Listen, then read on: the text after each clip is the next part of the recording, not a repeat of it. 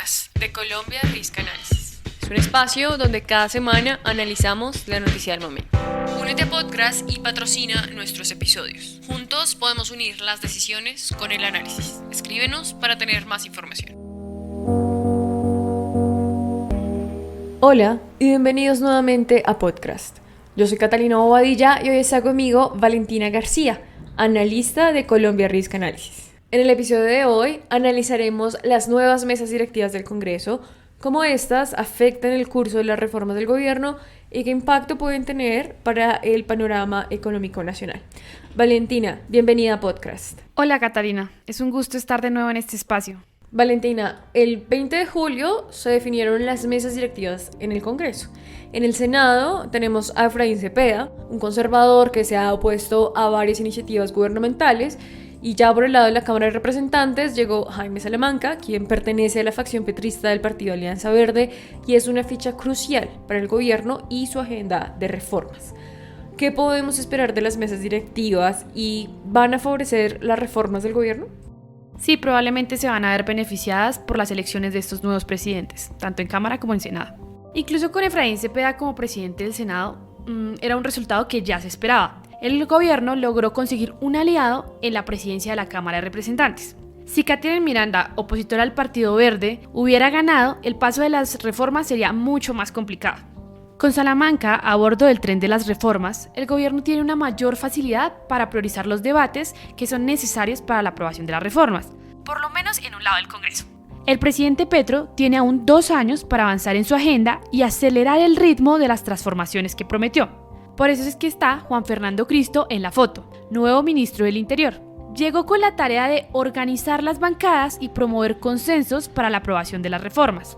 Todo apunta a que en este periodo legislativo se verá mucho movimiento de parte y parte de los aliados del gobierno y también de la oposición.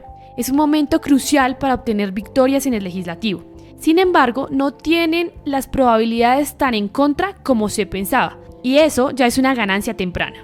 La clave para este periodo será obtener los consensos necesarios para aprobar las reformas, aunque esto implique cambios en su contenido, como ya pasó con la reforma pensional.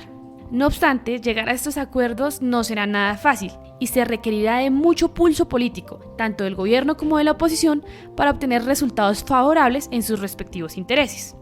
Con Jaime Salamanca como presidente de la Cámara de Representantes y un ministro del Interior que fue senador y conoce cómo se mueve el Senado del Congreso, es probable que el gobierno mantenga ese margen de maniobra que necesita en el legislativo. Como bien lo dices, Valentina, el gobierno todavía le quedan 2 años y llega a una tercera legislatura del Congreso priorizando sus reformas, tanto sociales como económicas, que al fin de cuentas van a definir el rumbo de la economía del país.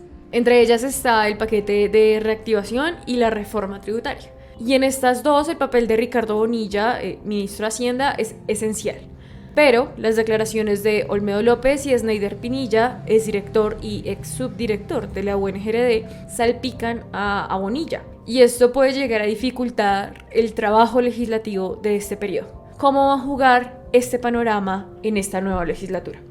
Las investigaciones de la Fiscalía apenas comienzan y no se puede afirmar nada concreto al respecto todavía. Sin embargo, se vienen proyectos importantes relacionados con la economía y es probable que los congresistas no voten a favor, aun si están de acuerdo con ello, por miedo a que lo señalen. Este panorama de incertidumbre genera preocupación entre los inversionistas extranjeros.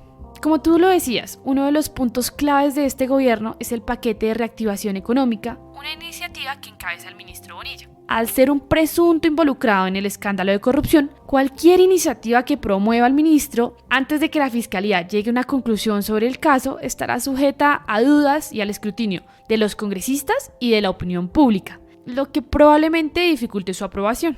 Esta situación probablemente tenga consecuencias negativas para el panorama económico y fiscal del país, pues la ley de financiamiento planteada para este periodo es fundamental para solucionar el déficit fiscal en vista del presupuesto del 2025. Sin embargo, la aprobación de, por ejemplo, una nueva reforma tributaria también traería ciertos problemas para la inversión, pues es muy probable que incluya nuevos impuestos. No solucionar el problema fiscal actual sumado a la incertidumbre alrededor del ministro de Hacienda y la ley de financiamiento, entre otras iniciativas del paquete de reactivación económica, alimentaría las preocupaciones de los inversores sobre los riesgos de invertir en el país. Además, si no se logra concretar medidas para la reactivación económica, es probable que continúe disminuyendo la confianza inversora, ya que estas medidas son cruciales para estabilizar la economía nacional e impulsar su crecimiento. Valentina, sobre el tema de la inversión, es importante decir que el Departamento de Estados Unidos la semana pasada publicó un informe en el que plantea preocupaciones respecto a la inversión extranjera directa. Y se nombra también en este informe el papel de las reformas sociales como un factor de incertidumbre para los inversionistas. Es importante resaltar que este informe se realizó con los datos del año pasado, sin embargo, entra en vigencia también para analizar el nuevo panorama legislativo. Valentina, ¿qué tanto tienen que ver las reformas con el panorama económico y de inversión nacional? Este informe del Departamento de Estado es relevante para los inversionistas, al igual que las calificaciones que le han dado al país, tanto Moody's como Fitch Rating, que también han lanzado advertencias sobre la situación económica y fiscal del país, citando las reformas y los cambios que conllevan como presiones adicionales a un marco fiscal que ya estaba sobrecargado. Según las calificadoras, el bajo recaudo, sumado a la deuda pública adquirida por el Estado, agrava la situación de riesgo de inversión para el país, especialmente debido a las dudas sobre el cumplimiento de la regla fiscal.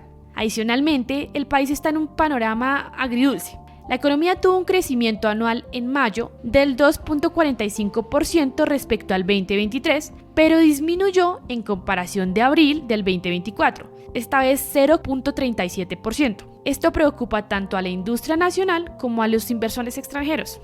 No solo esto, sino que la reforma laboral, de salud y de servicios públicos, todas preparadas para presentarse este semestre, generan una particular preocupación entre los inversores, según el informe del Departamento de Estado. Se puede destacar como una preocupación puntual para el sector privado y de inversión. En el caso de la reforma laboral, los cambios en materia de contratación y el aumento de los costos que supone para las empresas. Para la reforma a la salud, los cambios en la regulación del sector farmacéutico que dificulta la inversión en el sector. Respecto a la reforma de servicios públicos, el cambio en el régimen tarifario y el aumento de la intervención estatal en la prestación de servicios se percibe como una amenaza para el sector privado. Lo que genera incertidumbre en los inversionistas son los cambios que sufrirán las reformas en su paso por el Congreso y sobre todo la implementación de las mismas. Las reformas tienen el potencial para hacer transformaciones para el país en materias cruciales como la economía, la seguridad, lo social y las condiciones laborales. Nosotros hemos venido alertando sobre los efectos que tiene la incertidumbre en términos de la actividad económica, en términos de la actividad de inversiones, de la inversión extranjera directa, pero también de la inversión de los colombianos en Colombia. Y hasta aquí este episodio de podcast. Síguenos en Spotify y YouTube para no perderte ninguno de nuestros episodios. Nuestros análisis diarios, especiales y eventos los encuentras en nuestras redes sociales. Síguenos como @ColombiaRisk. Este episodio contó con la participación de María Alejandra Ibarra y Daniel Poveda en la investigación y creación del guión. Edición sonora y arte por Paula Morales.